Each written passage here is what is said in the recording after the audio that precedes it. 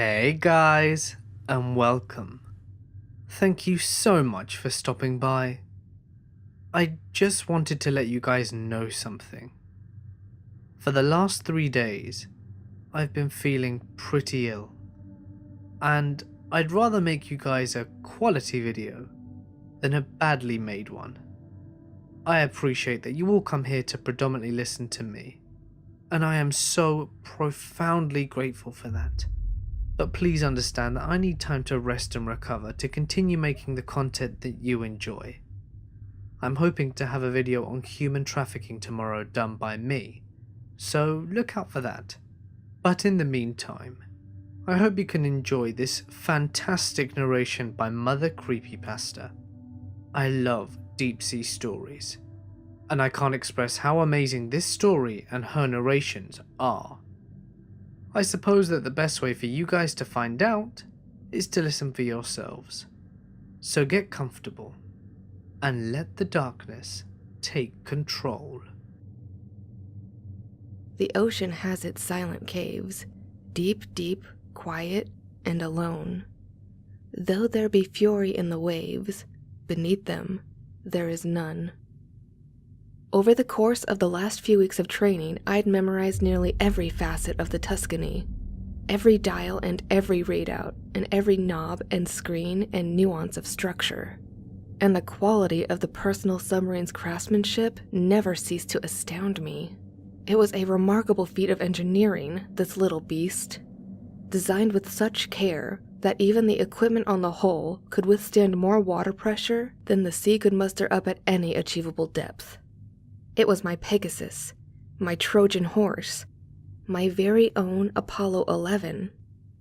And inside this matrix of layered syntactic foam, I would follow the ballast to the gratuitous and unexplored depths of Higgins' Maw.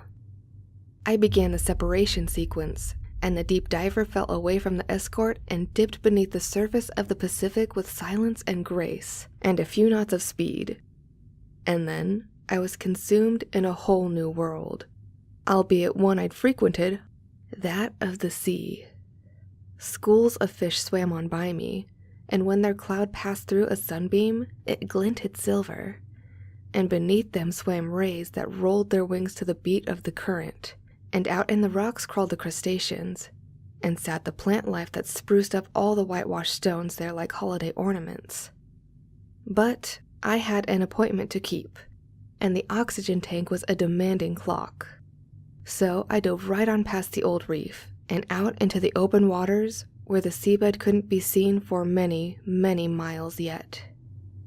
"The Maw," Reuben had said. 50,000 feet below the surface, Booker. 50,000. Do you know what that means? Means it's a whole hell of a lot deeper down than the Challenger Abyss. He nodded at that. Are you ready to make history?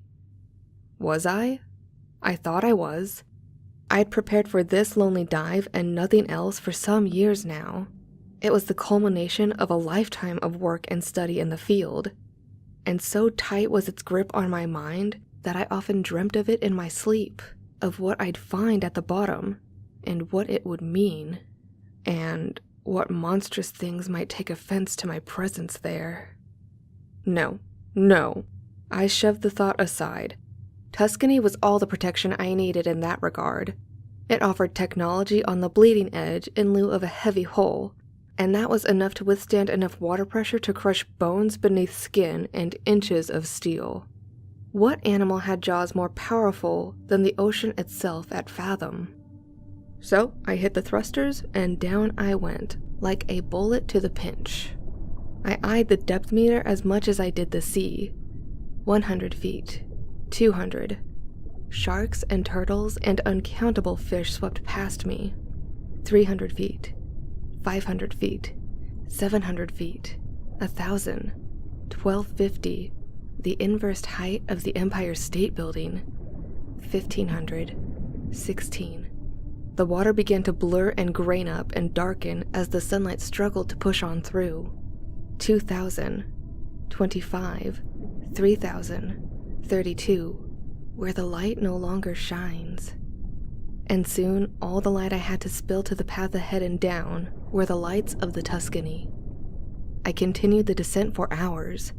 The pressure meter ticked up in spasmic bursts, but up it went. Up, up, up. Soon, ticking past the point where the weight of the sea would have crushed the steel of another vessel. 1 mile down, 1.3, 1.6, where even sperm whales hit their lowest dive. I could now claim with confidence that no mammal on Earth was as deep down at that very moment as myself. And still I dove. 2 miles, 2.1, 2.2. The water was as black as space now, except for where the lights of the Tuscany pierced through it, and the thickness of the fluid make it look like ink or oil or some kind of alien sludge that smeared up against the reinforced windows and slimed its way across the hull. Things were tight down here, despite the vastness of it all. Yet, still I dove. 13,000 feet. The abyssal zone. Pressure stands at 11,000 psi. I saw an anglerfish float by, and it was startled by the sheer volume of light spread by the Tuscany that dwarfed its own bioluminescent glow. It swam away, and I dove further. 15,000 feet. 3 miles. 3.1. Now things get interesting. Mankind had visited these depths almost infrequently enough to count the expeditions on a single pair of hands. I was now ranked among an illustrious few explorers, and although I wasn't the first to hit these marks, I'd hit the deepest one yet before the journey was over. I was determined, and I was capable. So I checked the depth chart. 16,281.4 feet. Nearly halfway to the world record. The Tuscany continued its dive. 20,000 feet down. The Hadal Zone. Pressure here is 1,100 times what it is at the surface. 22,000 feet. 26. 29,000, the height of Mount Everest. 30. 30.5. 31,000. The same distance from the surface as a commercial airliner at the peak of its flight. The Challenger Deep, what had previously been the lowest recorded place on the seabed, sat at roughly 36,000 feet below the surface in the depths of the Mariana Trench. No light from the sun had ever come close, and to the best accounts, life existed there, but only sparsely, and the pressure is unspeakable. But I was going somewhere vastly deeper. "All we know is we found a canyon," Reuben had said. "Dwarfs the Grand, sitting dead center in the Pacific seabed, about 1,200 kilometers west of Hawaii and another 900 south, and, near as we can figure, some 50,000 straight on down." 36,000 feet. I was now tied for the world record. 50,000 feet? Why the hell are we just now seeing it? 36.5. I did it. My heartbeat swept up to a faster rhythm. I was officially a world record holder. No human being in recorded history had been as deep below the surface as I was at that very moment. New seabed scanning technology helped.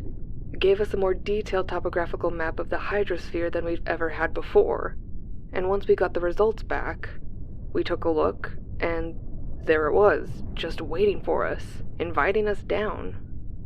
37. So what's down there? 37.3. Hell, Doctor, if we knew that, we wouldn't be sending you, would we?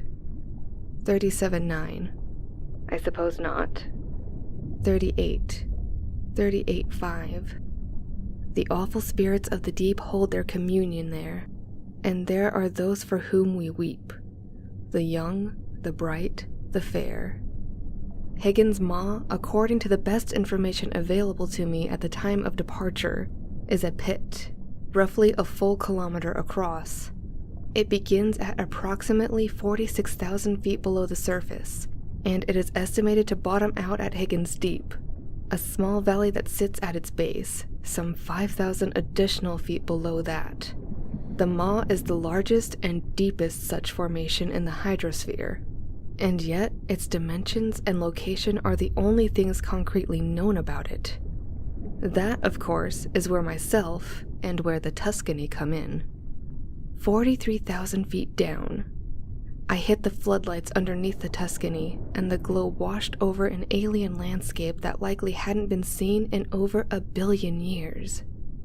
There were mountains here, mountains! Ones that rivaled the Alps, and wild arches and plateaus that stretched far off to a murky horizon before being shrouded by seawater. I even saw life down here in the depths. A squid-like thing of simply monstrous size swam on by my boat. It stopped for a moment, and during that moment I thought it might take offense to me. But after looking hard at the Tuscany and brushing a tentacle down the port side, it swam off in search of other things. Atta girl. I descended further. 44,000 feet. 45. And then, all of a sudden, there it was. The maw. My mouth hung by the jaw as the sheer scope of the beast came into view. It was a breathtaking sight to behold. A monstrously large and equally dark hole in the crust of the earth that plummeted to inconceivable fathoms. I descended a bit further. 45.5. 46,000 feet, and Tuscany fell into its yawn. Somehow, things were even blacker in the depths of the thing, even though sunlight had long since blotted out. 46.5. 47. 47.2. I began to become aware of a low current pulling me downward. It wasn't particularly powerful, but it was unexpected, and it was therefore alarming. And yet I couldn't bear to pull myself back up. Not yet. I'll turn around if it gets bad. So down I went, deeper and deeper and deeper still into the cavern. 48,000 feet. 48.5. 49. 49.1. And then I saw it, a glow. I squinted and dimmed my lights to confirm the intuition. What in the name of God? It was there indeed, a dim reddish purple, then green, then purple again, and then blue, floating on a mist of current some few thousand feet below. I resumed the dive to chase it. 49.5. 49.7. 49.9. The glow, whatever it was getting deeper and wider and brighter. Soon it filled up the whole path down and ahead. I dimmed the Tuscany's underlights to their lowest setting, and by 50,000 feet, I could see that the glow was coming from somewhere not directly beneath me, but off to the side and around a wide corner. This cave isn't a straight pit, and sure enough, the hole bottomed out here, and then opened up to its left. Holy God, holy God. It was a cavern chamber, at least a full square kilometer, and only the enormity of its radius maintained the darkness of it despite the presence of thousands of floating bioluminescent pods that pulsed purple and green and blue and red, and dimmed into the interim. I took the Tuscany in deeper, and her cameras whirred to life. Calmly, the wearied seamen rest beneath their own blue sea. The ocean solitudes are blessed, for there is purity. The cavern became darker still when the pods faded into the water behind the ship, but there were more things to be seen here than rocks. Tuscany, about a quarter hour after entering the chamber, soon floated on by a bizarrely rope-like plant of utterly impossible size, one that appeared to stretch nearly across the height of the cave and grew wider at the base, although the bottom of it was shrouded in darkness. I took the submarine in for a closer inspection and hit her lights to the fullest setting.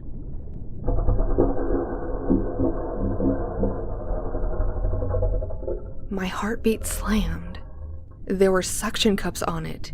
Each one was as big as the Tuscany herself, and they writhed and pulsed across and down the full length of what was now very clearly a tentacle. In a panic, I shoved Tuscany back and away from the thing. But when I tried to turn her around, the base of the hull collided with the beast and stuck fast to one of the cups. I gunned the thrusters and could hear a wet tearing sound as the machine ripped itself free from the cup's grasp. But then the tentacle came to life. It whipped and whirled and smacked around the cavern and pressed itself to the roof, and then it fell down, deep beyond where the darkness blanketed the floor. "Come on, baby." I hit the thrusters again, and Tuscany rocketed off the way it came through the darkness and off towards the ponds, whose glow I hoped would afford me an opportunity to shut the lights of the ship and make my escape. If I were so lucky.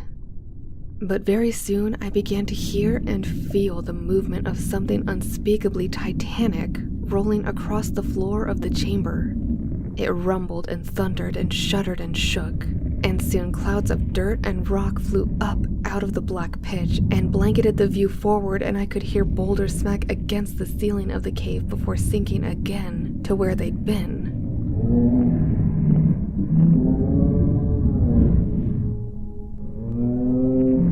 Fuck! The sound had erupted across the entire breadth of the cave at once. My eardrums nearly burst, and likely would have, had it not been for muffling of the explosion provided by the walls of the Tuscany. The submarine shook too, but she held her integrity well enough for me to fly on past the floating pods, some of which were now knocked about on their sides and rolling, and back towards the yawning mouth of the tunnel that would take me back out into the open deep sea. The Tuscany buckled and rolled with an impact. The tentacle, I realized, had shot up from the ground and hit the bottom of the ship between her ballasts. But luckily, it knocked her with a force up towards the tunnel. I rolled Tuscany with the hit and managed to regain some control, and I boosted the thrusters into the turn and up again, now back into the maw. Then I began to climb. 52,000 feet. 51. 51.5. 51. So what's down there? Come on, baby, come on. Don't you fail me now. Don't you fucking fail me now. Hell, Doctor, if we knew that, we wouldn't be sending you, would we? 50.5. 50. 49.9. 49.6. Tuscany ascended with panic speed, and all the while she did it, I could feel the rumbling of the tentacle's pursuit in the walls of the pit. It smashed its way on through the tunnel and whipped and thrashed, but Tuscany was too quick a runner. 47.5, 47, 46.8, 46.4, 46,000 feet and climbing high. I suppose not. Tuscany burst out of the maw and was about to rocket straight on back up to the surface, but then the tentacle flew out beside her and nearly smashed in her front window. I bent the controls to the edge of their set casing, and Tuscany tanked to the left and up a bit and missed the ground by inches. I hit the lights again to navigate the labyrinth of rocks as I struggled to remount the climb. But in the light of the ship, I saw it. These weren't rocks after all. They were other ships. Massive vessels, Imperial warships from ages past, bent and crooked and broken at the bottom of the sea, pulled down here by whatever it was that now threw its back to my devouring. The tentacle smashed along behind me. Mainmasts and battlements and flat decks and rusted iron and wooden boat hulls were splintered up and tossed to the winds of the sea, never again to reconvene. I took Tuscany through this nautical graveyard with far, far too much speed for my safety. Under ship towers we went, and through cannon mounts and past the blades of dead engines and around rudders. The cacophony of my flight and the destruction path set by my hunter awoke the life in the place. Fish washed out of holes and cabins and captain's quarters and deep deck stair flights and soon joined me in my effort to escape. But it seemed there was no escape to be found here. The entire ground for countless miles shook and rumbled with seismic force. It was thunderously loud, and it picked up speed and violence with time. Tuscany finally flew up to miss a splintered crow's nest atop the mast by less than a foot, and finally used that directed momentum to put away distance between the seabed and herself with as many knots of speed as her thrusters would allow without bursting from the effort. The depth chart began to rise. 45.9, 45.2, 45,000 feet, 44.8. Come on, you motherfucker!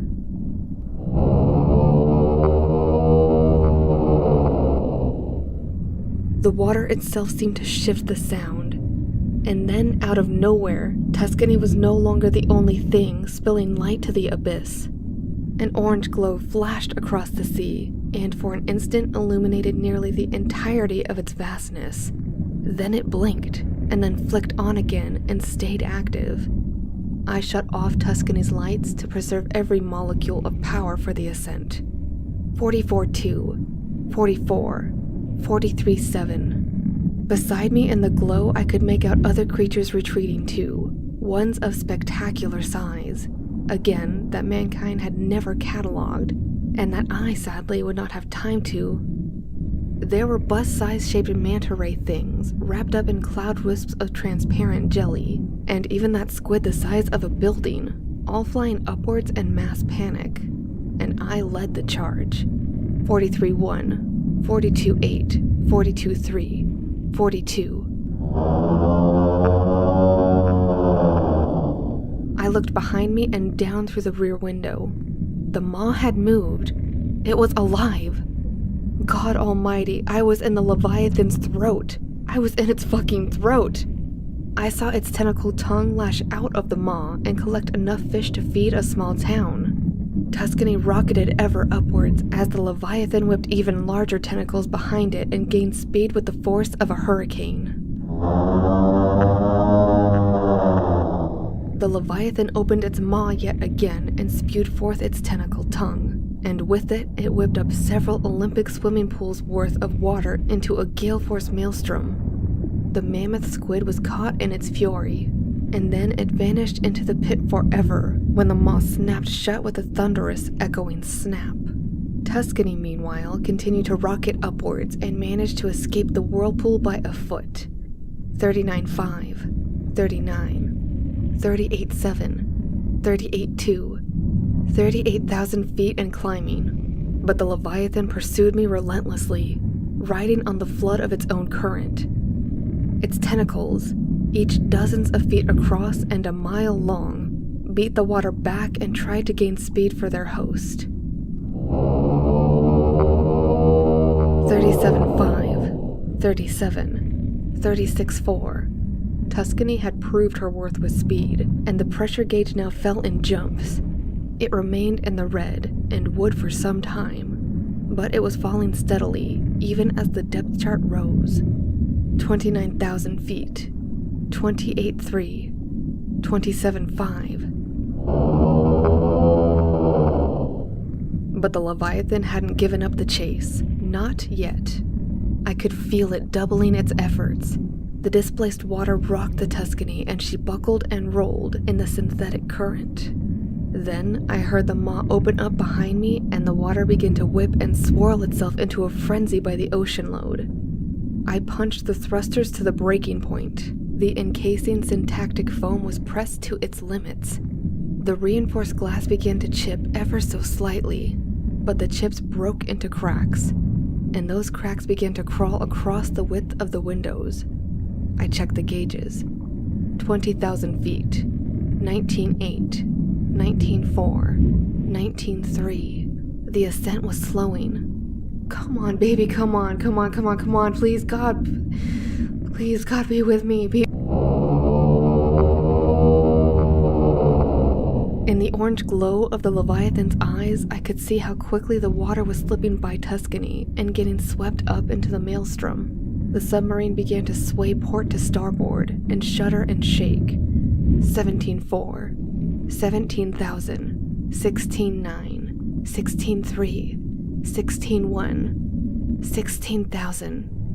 I watched the gauge with a nauseating desperation. 15.95, 15.92. I could feel her slowing to a crawl. Come on. 15.925, 15.94, 15.96. Shit! And that was it. Tuscany was caught, and no sooner did the depth chart begin to slip than did I feel the whole submarine lose all sense of control and tumble backwards and around. I was thrown out of my seat and smacked my nose against the roof of the pilot sphere. Blood exploded, and it drenched my shirt and sprayed the glass and the entirety of the control set. I grabbed my face and began to apply pressure to slow the blood loss. but Tuscany again flipped ballast over ballast to starboard in the whirlpool and spilled me into the hatch ladder. I felt my shoulder dislocate and my kneecap smack into the bottom rung. My head swam, and still Tuscany tumbled backwards. The cracks on the windows spread faster. 16-3, 16-4. I could smell the inside of the maw through the hull of the ship. But then, all at once, and not a moment too soon, I got an idea. It wasn't a particularly good one, but hell if it wasn't better than nothing. I managed to limp and tumble my way to the controls and grip the handles as the ship rolled. Wait for it. Wait for it. Now!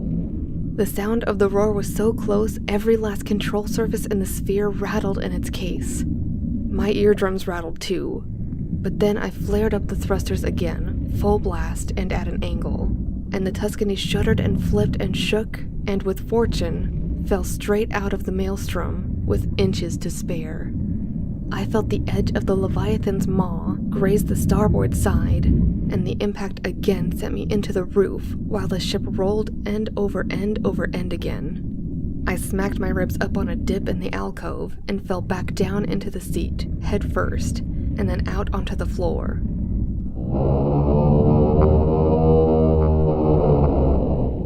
I managed to right myself with my good arm and get my bearings. I was free, but only just. The Tuscany banked and tumbled again and rolled. Slower now in the absence of the whirlpool's flood current, but not yet in control of its pull. I tried to steer away, but it was useless. The ship flipped around the back of the Leviathan's titanic maw and up over its head as the beast flew on by underneath me like a freight train. And for the first time since catching the monster's eye, I began to fully appreciate the magnitude of its size. Its back was an endless, snake-like and sharp-finned spine the size of a minor mountain range, and only quick maneuvering moved Tuscany away from the jagged back fins that chugged up towards me and sliced open the sea itself. They missed me by feet, and the blast of the current they'd swept up sent the submarine reeling backwards, off a bit further, and into relative safety.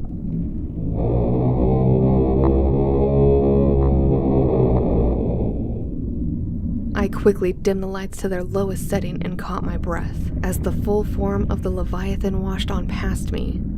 It stretched far away into the abyss below for well over a mile, and dragging away behind it were thousands upon thousands of tentacles, a forest of the things, each the size of a 6-lane highway and tipped with razor-sharp hooks and a flurry of wing fins. It took a full 3 minutes for the beast to pass by me fully, and then it curved around in the other direction and swam off in search of other things to devour.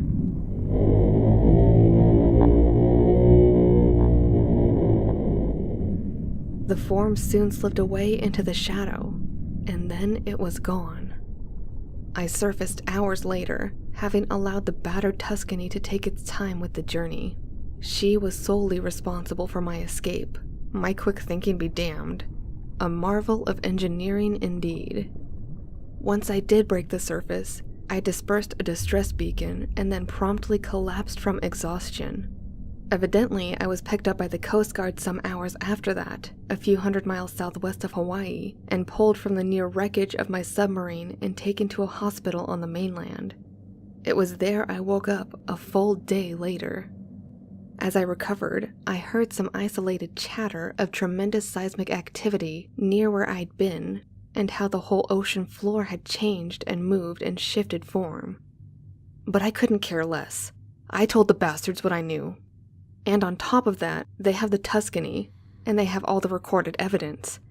And you now have this written account. What everyone does with this information now is entirely up to them. All I know is that I won't be doing any more diving anytime soon.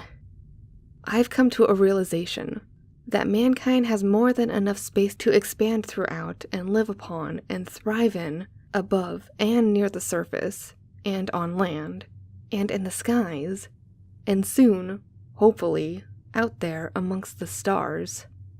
But there are things in the sea that hold ownership of the deep, And perhaps it's best to leave it that way, for all of our sakes.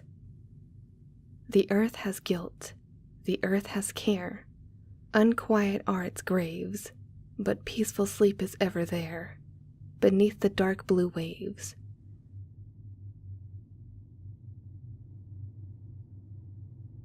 The USS District of Columbia deployed its cargo, a 2-man Eisenhower-class Navy stealth sub called Agincourt, on which I served as navigator alongside Engineer Lavelle, and once it was loose, it slipped away into the Pacific and began to part with its escort. The sea was in shambles here. There were dead fish and splintered boat holes floating in the current.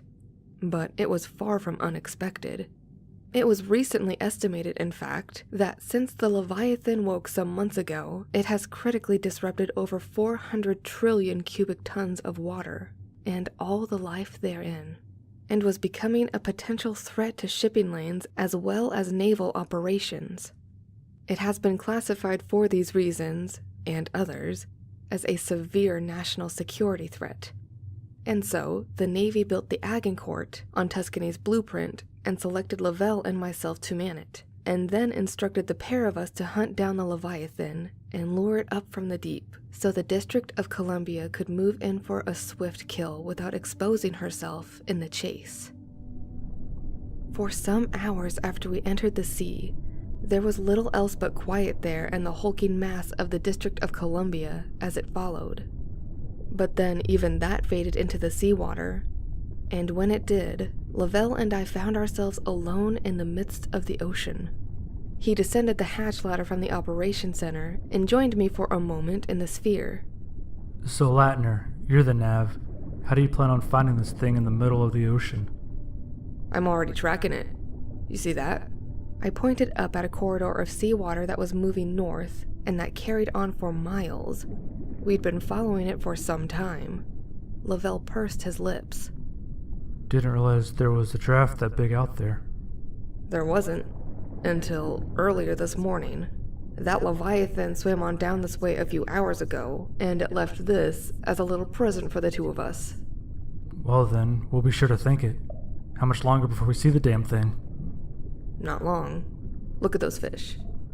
I nodded toward a school of the things. You ever see anything like that? He shook his head. They looked panicked. And they're swimming towards us for a reason. Closer we get, more we'll see. Just wait. And we did. What started as an isolated school of fish soon became several, and then the nautical retreat boiled over in scale and number into a mammoth, seething cloud of life, all whirled up into a frenzy and pushing desperately south against the riptide, like birds from a storm cloud or the onset of winter. The two of us said not a word until the crowd broke, and Agincourt again found itself floating in the open and quiet sea. And then I brought Agincourt to a full stop, and Lavelle said, Holy God. Ahead of us, not more than 2 miles off, was a titanic mass of shadow, unmoving and so breathtakingly huge that not even all its edges could be fully seen. It was the Leviathan. Blue whales and dinosaurs themselves paled in comparison to this monstrous, mountainous thing. And as Lavelle and I sat and stared at it, it made its first move. A turn away into the depths behind it, followed by a sharp dive. In doing so, of course, the silhouette of its full form came into view, and the sight of it stole the breath right from our lungs. We couldn't have said a word that moment even if we'd known the words to say. We simply stared out at the thing and did our unworthy best to appreciate the magnitude of its vastness. It was as long as they said it was, an enormous slithering serpent thing, whose tail broke into 1,000 other tails that drifted and curled and dragged lazily behind it and fell deep away into the blackness. But seeing it in person was altogether a new experience. Before saying another word to me, Lavelle hopped back to the ladder and climbed up to the operations room. Agincourt to District of Columbia. This is Lieutenant Lavelle.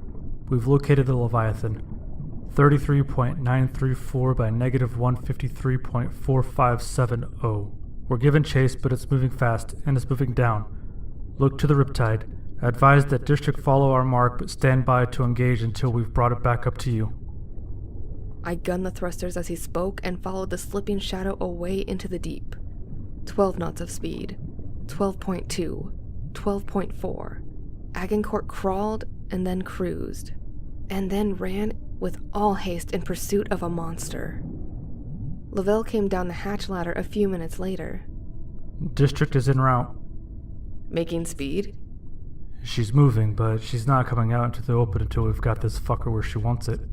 Any ideas on that front? A moment passed before I said, "You seen the footage from Tuscany?"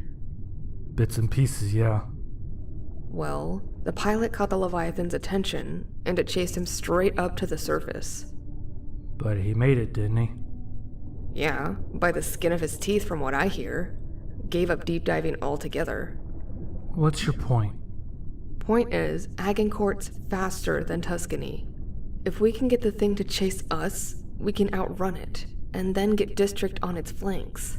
Couple of torpedoes to her side, and boom. We have ourselves a 300,000-ton museum piece. There was another pause, and then Lavelle broke it with the worst question of all. And what if District can't put a dent in that thing? You saw how big it is. Well then, I suppose we'll need to find another ride home.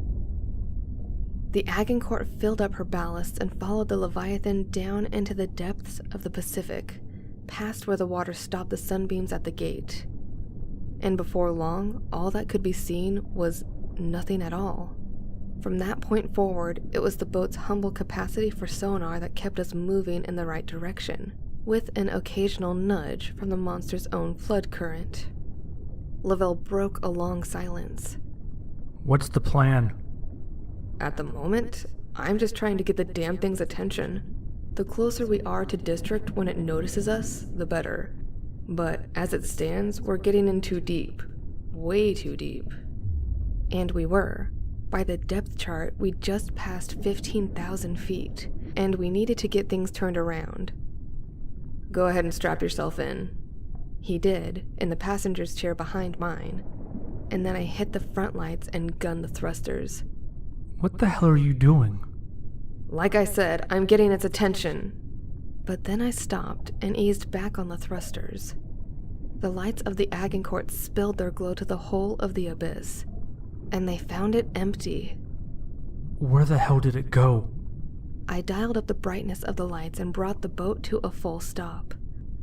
I don't know. We scanned the water for hints of movement or shadow, but there was no movement and there was nothing but shadow and silence. I moved Agincourt from a rest to a light cruising speed, and her searchlights swept and swooped and cast themselves to rocks. Nothing. Damn. Unless... I hit the lights. Now what? What is it? There's no way in hell something that big just disappeared. So where did it go? I blew the ballast and adjusted Agincourt's heading for the surface, and then I gunned the thrusters harder than ever. It didn't go anywhere. It knew we were here all along. It just dragged us down into the dark to shake our tail. What? A thing that size is afraid of being hunted? It's not being hunted. We are. Agincourt lifted herself up through the water with as much speed as she could muster up for the running, but time was against us. Up ahead we saw the shadow of a titan moving fast to block off our escape. It was a difference in shade between deep twilight and midnight black. We've gotta move. See if you can raise the District. Lavelle unbuckled his seatbelt and flew into the hatch ladder and climbed it 2 rungs at a time. And not a moment later, I heard the static of the radio as he lifted a hail. Hello, hello. District of Columbia, this is Agincourt. Can you read me? Over. Static, audible even in the pilot sphere. The sheer bulk of the Leviathan was blocking the signal. Keep trying to raise the escort. I'm gonna get out from under this thing and clear the way. Hello, hello. District of Columbia, this is Lieutenant Lavelle of the Agincourt. Can you read me? Over. Agincourt banked hard over to her starboard flank, and I allotted her all speed for the escape. 17 knots flat, 17.3, 17.5, 17.7. I looked up. The Leviathan's shadow bathed the whole seabed in its mass. Still we ran. Hello, District of Columbia. This is the USS Agincourt. Can you hear me? Over. More static. 19 knots, 19.2, 19.4. Agincourt was moving faster than most vessels already, and yet the shadow above us had not struggled at all to keep us within perimeter. So big was its source. 21 knots. District of Columbia, this is Agincourt. Can you read me? Over. Respond. Still nothing. 21.9, 22.2. I looked up. The shadow was murky and ill-defined, but I could make out the monstrous, alien forest of its mighty tentacles, which wrapped and curled and spread out on all directions in the absence of movement. It looked like a black star seen through a bent lens of time, but it was slipping back behind us. Agincourt was more than a match for speed. 23.5. Hello, District of Columbia. This is Lieutenant Lavelle of the Agincourt. Can you read? Still I heard static, but there were bursts of clearer sound too, just barely over the threshold of audibility. We were getting into the clear, and quickly. 25 knots, 25.3. Almost too quickly. Hello, District of Columbia. This is Agincourt. Do you read? Over. Can you hear me? I looked up and back over my shoulder. 25.8, 25.9, 26 knots. Fuck. The Leviathan wasn't pursuing us after all. It was moving back up. I fired up all of Agincourt's lights and thrusters and blew her ballasts. We began to climb. Lavelle! What? What is it? Any luck on the radio? None yet. Why? Leviathan's not moving after us. It's going up. Good. District will hit it when it gets close then. It's not gonna get close. It's gonna come up right underneath the boat. Sub won't be able to attack at that range. There was a pause. 23 knots now. We lost speed when we moved up. 23.1. Oh my god! Move! Move, god damn it! Move! Get us up there! Just keep trying to raise the ship. 25.4 knots. 25.7. The massive shadow of the Leviathan was moving up into the brighter waters, and I could see its tentacles falling into line as it gained speed. Hello, District of Columbia, this is Agincourt. Can you read me? Over. Respond. 27.3 knots, 3,000 feet below the surface. 2,000, roughly, to the district's test depth. Agincourt continued her climb, and gradually as she did, the waters began to brighten. The pressure gauge began to fall, and the Leviathan, now swimming fast far above and to the left of us, came closer into view. Only then did I understand fully. District of Columbia stood no chance, even in an unfair fight. This beast was unstoppable. Hello, District of Columbia, this is Agincourt. Can you read me? Over. 1,500 feet to the escort's test depth. Hello, Agincourt, this is District of Columbia. You're reading, over, we're moving in. Listen to me. Ensign, we're telling you we do not have the Leviathan in tow. I repeat, we do not have the Leviathan in tow. It got between us and is heading for the coordinates I listed earlier. If you're there, you need to fall back immediately. Do you copy? Leave now! 1,000 feet, 800, 750. Breaking up. Coordinates listed 3.4 by negative 150.45. Standing by package. Wait. District of Columbia, do you copy? This is Lieutenant Lavelle of the USS Agincourt. Are you there? Do you...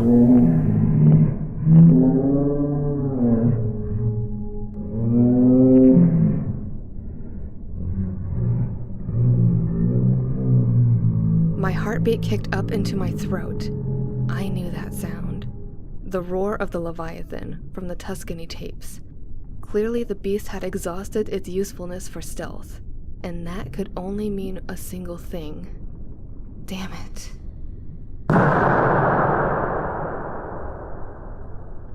Lavelle joined me in the pilot sphere. Jesus, what the hell was that? We're too late, that's what it is. We're too fucking late. And we were. Although Agincourt's current of speed swept us in closer before I pulled it to a full stop. It was a stop with a view, though. A helpless and terrible view. We saw the mountainous back of the Leviathan and its great maw covered with a shield wall of its writhing tentacles absorbing a series of torpedo charges from the escort sub. It discharged a flurry of Mark 48s from the pods. Those torpedoes left on rockets and detonated in waves. And for a fleeting moment, I thought it might be enough, if properly targeted, to turn back the Leviathan, or wound the damn thing, or something. But the beast took the hits and only crawled forward, and before long, the sub had only its ballistic arsenal, nothing appropriate for a fight like this.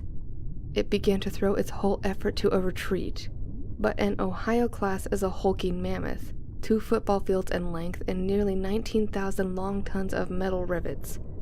It is fast, but not fast enough. The District of Columbia was doomed. "Try to raise Dixon, Lavelle," I said, and my voice trembled when I did. "District is dust." As I said it, the final torpedo in the Columbia's armament was launched. It sped through the water and trailed a skipping, spluttering wake, and hit a tentacle, and exploded tremendously, but fruitlessly upon it. And then, after a moment of silence, the Leviathan unraveled itself, and its tentacles blocked out the last of the sunbeams at dusk. And they swirled and curled and wrapped their vastness around the hulk of the district. And then, the vessel was gone.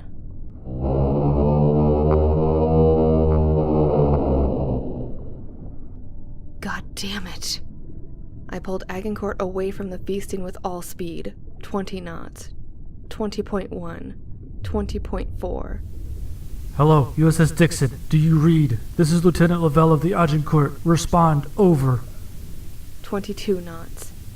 Hello, Dixon. This is the USS Agincourt. Over. Requesting a pickup. Do you read? Over. 23. I felt a rumbling and shaking and a mighty displacement in the water behind us. Agincourt buckled and rolled. I looked behind me. 23.5. Hello, Dixon. This is Agincourt. Do you copy? Over. 23.6. Oh God. The Leviathan had finished its meal and was turning around. Its tentacles alone forced a flood of riptide, and then, God Almighty, there it was. The maw. It was big, hideously, monstrously, impossibly big. A yawning canyon and a mouth all the same. What the hell is this thing? 24.1 knots of speed. 24.6. Hello, Agincourt. This is the USS Dixon, responding to request for pickup. What's your heading? The Leviathan opened its eyes, and Agincourt was suddenly awash in an orange glow. Fuck. Lavelle! Hold on, Dixon. What? 26 knots. Cancel pickup. What? Why? 26.3. It sees us. Tell Dixon to get itself to safety. We'll try to shake this thing and rendezvous. 26.8. 27. Dixon, do you copy? Over. Loud and clear, Agincourt. 27.5. The Leviathan's tentacles flew into form behind it as it gave chase. Help us, please. Please, Jesus. 27.7. Listen to me. We are currently heading northwest with all speed. The USS District of Columbia has been destroyed. We... 27.9. 28. I'm sorry, say again, over? The Columbia is gone? Affirmative. The Leviathan has destroyed the USS District of Columbia. We are now... Motherfucking... I gunned Agincourt's thrusters for all they were worth. They groaned and protested, but they did their job, if only just. 30 knots. 30.2, 30.3. Even if the ocean itself seemed to be draining into the thing's mouth by the lake load. Come on, baby, come on. Come on, come on. Agincourt, this is Dixon Actual. Confirmed destruction of District of Columbia, over. 32 knots. Yes, sir. The Leviathan took everything District had to throw at it, sir, and then it just ate the ship. 32.5, 32.9. We've located your beacon, Agincourt. The destroyer group is moving into rescue and engage. My heart stopped. 33 knots. Lavelle! I know. Dixon, are you there? Captain Gilsey, do not engage, sir. Do not engage. I promise you, sir, there is nothing short of a fucking nuke that can stop this thing. Get the destroyer group to safety and we will meet you there. Negative, Agincourt. You've brought the thing into the open. We'll handle it from here. Gilsey out. 34 knots and climbing. Dixon, respond. Over.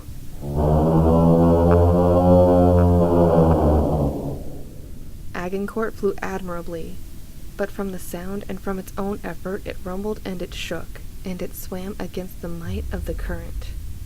34.7, 35. Come on, baby, come on. Dixon, this is Agincourt requesting you disengage immediately. Respond. God damn it! The Leviathan was gaining, whether or not that meant it was moving swift or simply dragging the sea itself to its yawn was unclear and irrelevant. All I knew and all I cared to reverse was the fact that Agincourt was falling, despite a mighty effort to put distance between herself and her hunter. It was a race against time and all the odds. It was a race we were losing. 36 knots. 36.1. Dixon, this is Agincourt. Answer me, you fucking psychopaths. Disengage! Every dial and needle and stick and lever rattled in their seats, and my eardrums shook, and upstairs I could hear Lavelle screaming in rage and pounding the sides of the control desk with a wrench. 37 knots. 37.3. The closer the Leviathan got, the more speed we needed just to keep ourselves alive. It was like being caught by the pull of gravity on the edge of an event horizon. One wrong move, a single mistake, would doom us. I began to see the shadow of the maw creep over the ship. Agincourt was nearly at capacity now. 39 knots, and it wasn't enough. Agincourt to Dixon! Agincourt to Dixon! Do not engage! Lavelle paused when he heard the static. Once again, the mass of the Leviathan blocked our signal, and there was nothing we could do to stop it. The water rushed into the maw, and Agincourt went with it, tumbling helplessly and desperately, and with its thrusters flaring with all their strength of arms and all their force. Latner? Or... The force of the explosion from an anti-submarine ship-to-ship missile undoubtedly expanded through the sea and seemed to set the whole ocean ablaze. The Dixon had arrived. Another explosion went off, and it shook our ship to the core, and the Leviathan rerouted its course for the surface with demonic speed. Behind us, by not more than a few hundred feet, we felt its mass as it moved. Undersea waves were unleashed, then enveloped and consumed the Agincourt and sent her tumbling ballast to ballast and left her nearly belly up in the water before she rolled around again. The explosions were getting closer. Lavelle, don't they know we're down here? I don't know. They might have lost our beacon with the radio signal. What does that mean? It means they think we're fucking dead. Can you try to raise them again? I don't know, There was a mighty flash of light, and then... The explosions were no further off than before the last one, but my ears struggled now to report them properly. Everything was muffled, everything swam, my head, my vision. I fumbled at the controls and found half unresponsive and the others blaring. What? Lavelle! I heard myself shout. Lavelle, can you raise the Dixon? I kept fumbling over the controls. Dials and readouts and panels were in their off state. I tried boosting the thrusters, but heard only the click-click-clicking of the control in its set. Lavelle, you there? I could hear my own heart more so than the battle. Lavelle! And gradually the shock began to fade, and when it did, it gave way to something worse. Fear. Lavelle! I ran from the control set to the hatch ladder and looked up. A droplet of water hit me in the eye. Then another, and another. I started to climb. As my hand hit the top rung, it slipped on fluid, but I grabbed it tighter and pulled myself up into the operations center below the hatch. Lavelle? There was no response. Of course there was no response. Lavelle was sitting at an unnatural angle against the far wall, and his eyes were still shut, and a bit of blood pooled from his right ear and down onto his shoulder, where it was washed away by a steady trickle of seawater from the bent hatch that became a stream that became several. The lights flickered again. I reached my friend and knelt down next to him in the water. Lavelle, hey, buddy, hey, can you hear me?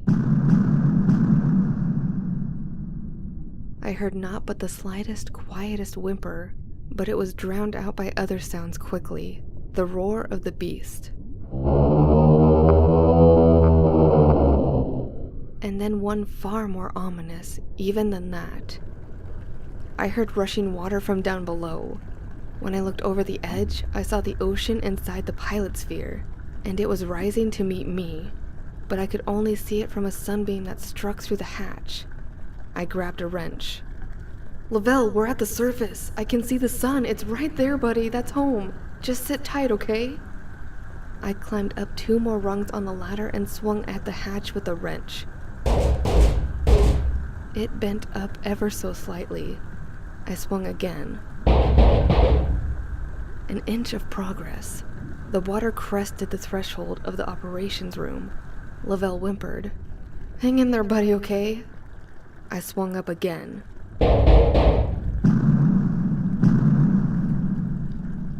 The lights shut off for a final time. Agincourt tumbled and groaned as she died. Come on, please, Jesus, please, God. The hatch began to bend a bit more. The sunlight brightened, and the water from below now had reached the midpoint of Lavelle's upturned service boots. I felt a release. Got it! I had forced a hole in the hatch big enough to put a hand through, but then water dumped inside at twice the rate of the surge from below. I turned my head and slid down the ladder and stumbled back as it began to pool up. What the? I looked up from the hole, and only once I did I realize the mistake. We weren't at the surface. We were merely close to it. Not more than 100 feet away, but many, many feet too far. Water flooded the operations room from both ends and washed me up against the wall next to Lavelle. The ocean threw itself to our beating, and it pounded us in waves and torrents and buckets. I couldn't breathe for seconds at a time, but I grabbed Lavelle's hand, and he squeezed with all the strength he had, just enough to bend his fingertips around the side of my palm, and then we began to float up to the ceiling. I'm sorry, buddy. I'm really, really, really sorry. I tried.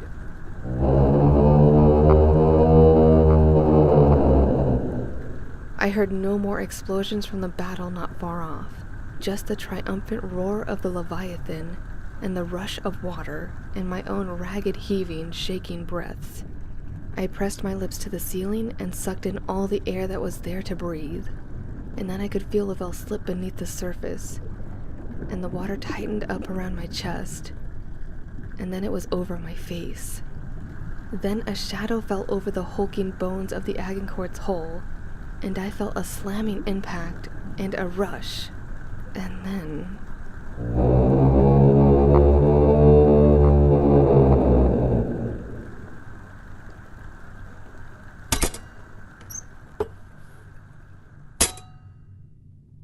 They're in inside.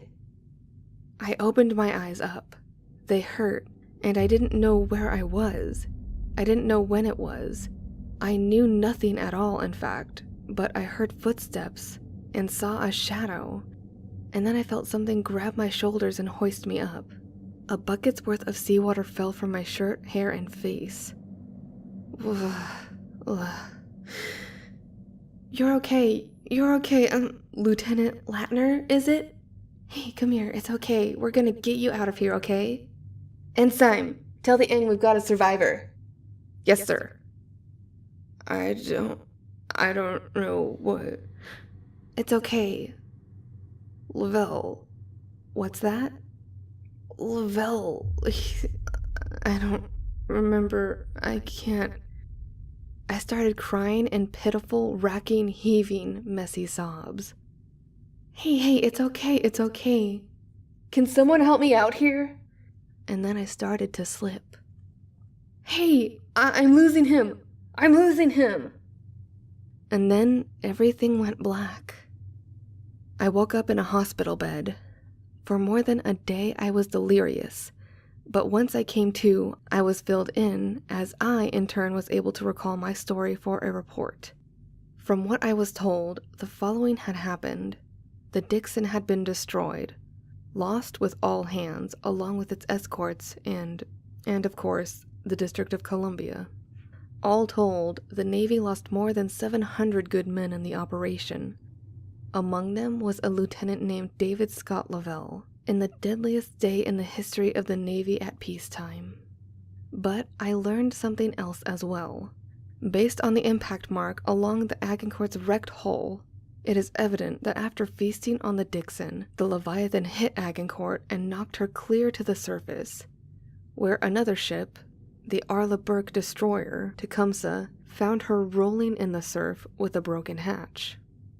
The Navy will undoubtedly make an effort to cover up this story and explain away their losses as a disastrous training failure.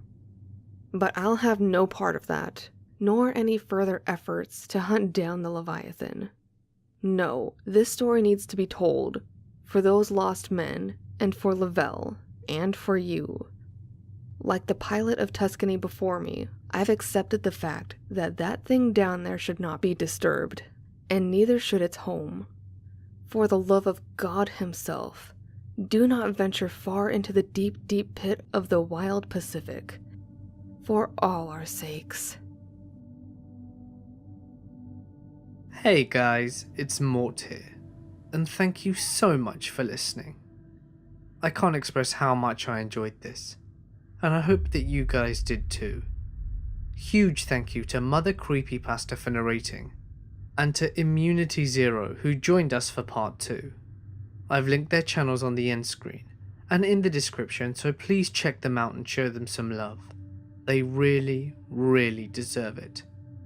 As always, if you enjoyed the video, please violently smash that like button and subscribe, or a newly freed emancipated zombie will protest near your door. Psst, if you didn't get it, it's because you haven't seen the camping compilation video. But anyway, for now guys, I'm going to sign off and get some rest. Stay awesome, and thank you so much for your support. It really does mean the world to me. And I'll see you in the next one.